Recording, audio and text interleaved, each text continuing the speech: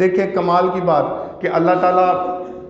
کا امر دیکھے، وہ بچہ پیدا ہوتا ہے، اس کے کرندے پہنچ جاتے ہیں اس بچے کو قتل کرنے کے لیے، اللہ تعالیٰ کی طرف سے الہام ہوتا ہے کہ اس کو صندوق میں ڈال کے دریا میں پھینک دو۔ تو اس جو ماں ہے وہ بڑی پریشان ہوئی کہ یہ اب کیا میں کروں، بچے کو دریا میں ڈالوں گے تو دریا میں ڈوب جائے گا، اور دریا جو ہے فرعون کے گھر سے وہ جو محل ہے اس سے نکل رہا ہے، تو آگے چل کے تو اگر اس نے پکڑ لیا تو وہ مار دے گا۔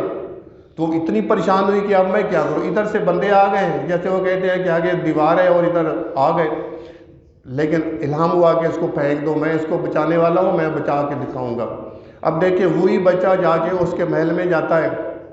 کمال اللہ تعالیٰ کی ذات کو دیکھو اور اپنے اعمال کو دیکھو۔ جب میں کہتا ہوں کہ میری دکان ہے اور میری دکان کے گاہک چلے جائیں گے اگر میں مسجد میں چلا جاؤں گا، یہی ہے نا مسئلہ، اور تو کوئی نہیں ہمارے ساتھ اپنے اعمال میں کہ میرا کام نہ رہ جائے۔ تو وہ بچہ جاتا ہے محل میں، جا کے وہ پکڑا جاتا ہے، وہاں پہ فرعون کی وہ جو بیوی ہے وہ کہتی ہے کہ اس کو اپنا بیٹا بنا لیتے ہیں۔ وہ بڑی بحث کے بعد اس کو وہ فیصلہ ہو گیا۔ اس بچے کی ماں قرآن کے اندر لکھا ہے، بچے کی جو بہن ہے وہ ساتھ ساتھ چل رہی تھی، کوئی نزدیک تھا، جب جا کے بچہ نکلتا ہے تو وہ بڑا پیارا ہے، وہ اس کو دودھ پلانے کے لیے عورتوں کو بلایا جاتا ہے، تو کسی کا بچہ دودھ بھی نہیں پیتا، اور پھر وہ بچی ان کو کہتی ہے کہ وہاں پہ ایک عورت ہے، اس کو بلا کے لاؤ۔ وہ موسیٰ علیہ السلام کی ماں، وہ 10 منٹ کا وقفہ نہیں گزرا، اس کو بلایا گیا، بچے نے اس کا دودھ پینا شروع کر دیا، اور کیا ہوا کہ فرعون کہتے ہیں کہ اب میں تجھے وظیفہ دوں گا، میرے اس بچے کو آگے دودھ پلایا کر اور اس کا دھیان کر۔ اب جب رب بچانے پہ آئے تب دیکھیں کیسے اس بچے کو جس کو قتل کرنے کے در پہ تھا، اس کو خود رکھا ہے، اس کی ماں کو جو اگر اس کے بعد وہ غریب تھے، اگر وہ خود پالتی تو شاید ایسے نہ پالتی، ان کو بادشاہوں کی طرح پالا گیا ہے۔ یہ ہے رب تعالیٰ کی ذات۔ حضرت ابراہیم علیہ السلام کو دیکھ لیتے ہیں کہ وہ کتنا بڑا آگ کا الاؤ ہے، اور آگ کیا کام کرتی ہے، آگ جلاتی ہے۔ تو آپ دیکھیں کہ یہ سب لوگوں کو پتہ ہے۔ تو میرے بھائیوں،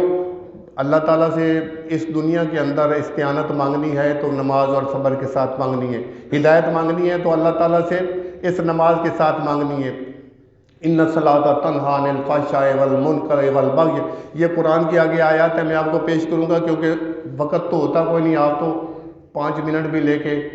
ادھر نہیں آتے۔ تو میرے بھائیوں، مجھے تو کوشش کرنی ہے، میں کوشش کروں گا، میرے پاس وقت بھی کوئی نہیں ہوتا، لیکن آپ دیکھ لیں کہ آپ لوگ تھوڑا سا اکٹھے ہو جائیں تو ہم سارے مل کے صرف قرآن پاک کو پڑھیں، قرآن پاک کو سیکھیں، اور یقین کریں کہ میں قسم اٹھا کے کہتا ہوں کہ یہی قرآن، ان ھذا القرآن یہدی للتی ہی اقوم، یہ قرآن ہی ہے جو ہمارے دلوں کو صاف کرے گا۔ یہ ایسے ہے کہ جیسے وہ کسی لوہے کو زنگ لگ جاتا ہے نا تو اس کو صاف کیا جاتا ہے۔ 8واں ایک دن جمعے کا ہے، ایک آدھا گھنٹہ نکال لیں، مل کے قرآن پاک پڑھے، ہو سکتا ہے اللہ تعالیٰ ہماری آخرت اس سے اچھی کر دے۔ اور اسی قرآن کے بغیر، کیونکہ اللہ تعالیٰ فرماتا ہے کہ یہ تمہارے پاس موعظہ آ گیا ہے، اور یہ ہمارے ہدایت آ گئی ہے، یہ نور بھی ہے، یہ شفاعت بھی ہے، یہ شفاعت دلوں کی شفا بھی ہے۔ تو ہم کس طرف جا رہے ہیں؟ جمعہ کا دن ہے، 2 فرض کر دیا گیا، ظہر کے 2 فرض کر دیا گیا، لیکن فرمایا ہے کہ جمعہ عید کے برابر ہے۔ کس لیے؟ یہ اس لیے کہ یہ تھوڑی سی یہاں پہ نصیحت ہو جاتی ہے۔ اگر قرآن کے ذریعے نصیحت ہے تو اس سے بڑا کام کوئی نہیں ہے، اس سے بڑی مہربانی اللہ کی کوئی نہیں ہے کہ اللہ تعالیٰ ہمارے گھروں میں ہمیں قرآن سیکھنے کا موقع مل جائے۔ عالم تو کوئی بھی نہیں ہے، ہم سارے ایک جیسے، ایک دوسرے کے ساتھ ڈسکس ہی کرنا ہے۔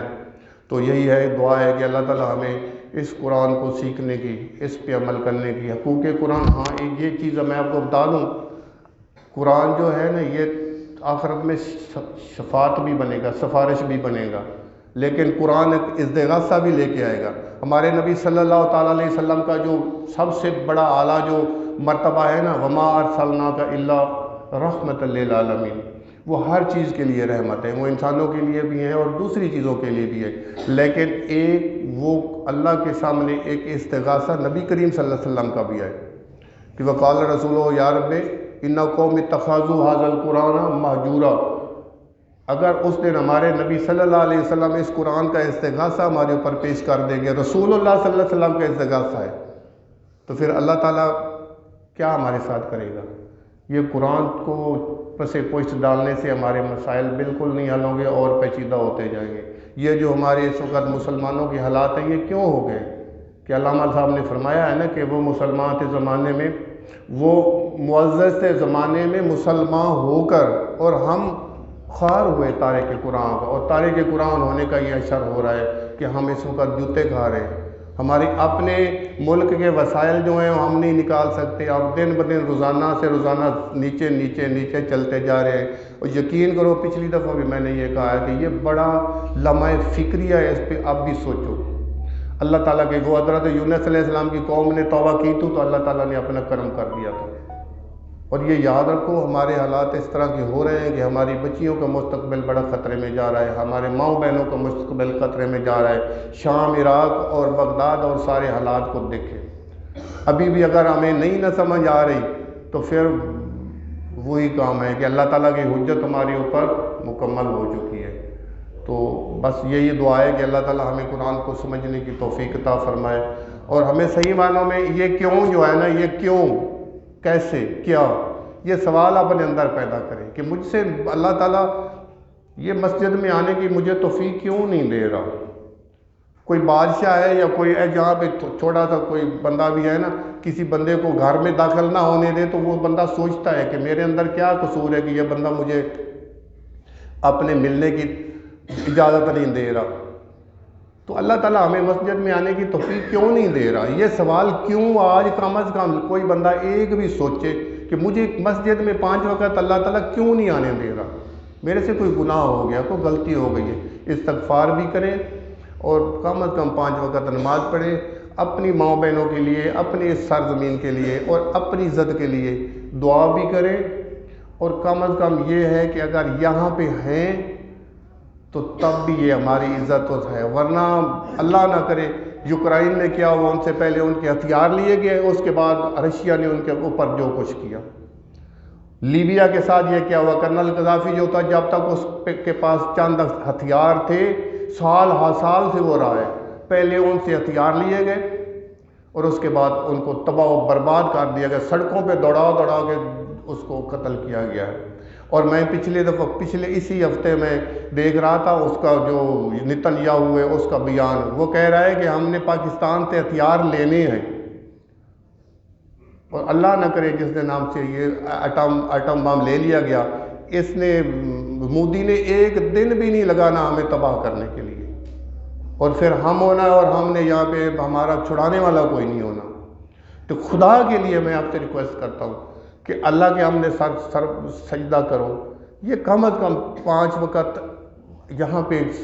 اللہ تعالیٰ کے حضور میں، یا اللہ ہم سے غلطی ہو گئی ہے، حضرت یونس علیہ السلام کی قوم کی سنت کو اپنا لیں۔ کیا کر رہے ہیں ہم، ان مال کو، اس دولت کو، اس غرور کو کہاں پہ ہم نے لے کے جانا ہے، کیا ہوگا؟ اپنا سوچیں، اپنے بچوں کو سوچیں۔ یہی میرا پیغام ہے۔